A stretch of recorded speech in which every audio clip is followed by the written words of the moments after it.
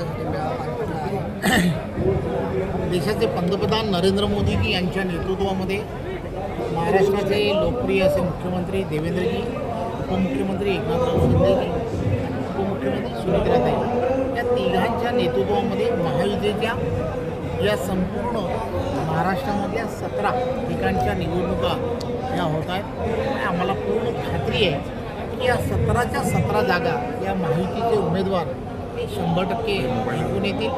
माझा सर्व ठिकाणी प्रवास सुरू आहे। आज जळगाव विधान परिषदेमध्ये असणाऱ्या सर्व जे मतदार आहेत ते मतदार आणि महायुतीच्या असणाऱ्या सर्व कार्यकर्ते आणि पदाधिकारी यांच्याशी एकत्रपणे चर्चा झाली। 18 तारखेला होणारी निवडणूक आणि निवडणुकीच्या पार्श्वभूमीवरती जी तयारी करायला हवी ती तयारी करण्याच्या दृष्टिकोनातून बैठका झालेल्या आहेत।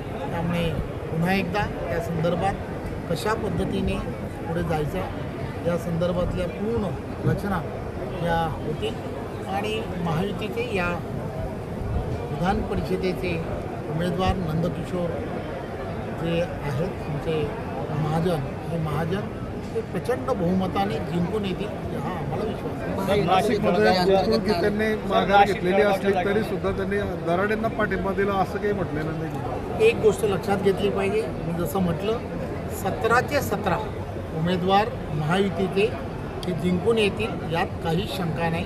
कारण आदरणीय देवेंद्रजी असतील, एकनाथराव शिंदेजी असतील, सुमित्राताई असतील आणि सर्व महायुतीचे नेते जे आहेत या निवडणुकीकडे स्वतः लक्ष घालत आहेत। सर्व कार्यकर्ते पदाधिकारी या सगळ्यांशी चर्चा करतात आणि महायुतीच्या माध्यमातून त्या पक्षातील असणारे जे व्हीप आहेत हे काढायला सांगितले गेलेले आहे। त्यामुळे सर्व ठिकाणी व्हीप काढण्याचं काम सुद्धा होणार। नाशिक असेल, जळगाव असेल या जागी मोठे वाद पाहायला मिळाले सर। धन्यवाद।